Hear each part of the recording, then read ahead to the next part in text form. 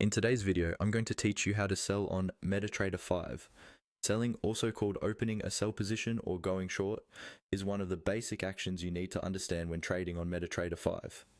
In this walkthrough, I'll guide you through the exact process, explain what you're seeing on the screen, and share some practical tips so you feel confident placing your first sell order. First, make sure you're logged into your trading account and that your MetaTrader 5 platform is connected to the server.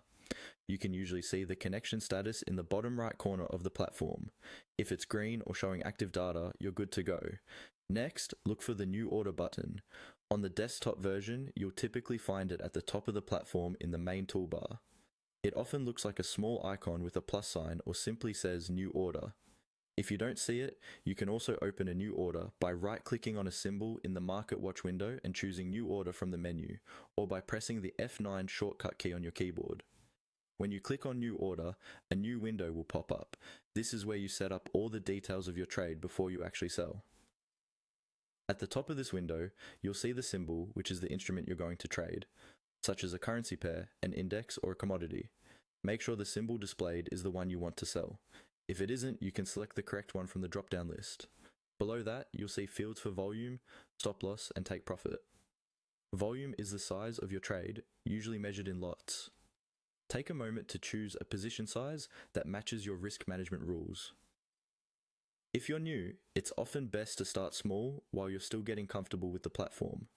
The stop loss and take profit fields are optional, but highly recommended.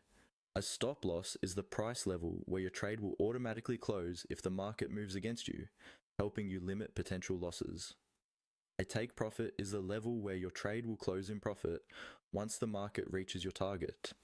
You can type these levels in manually, or you can leave them blank and adjust them later on the chart after your order is placed. Now, look at the type of order.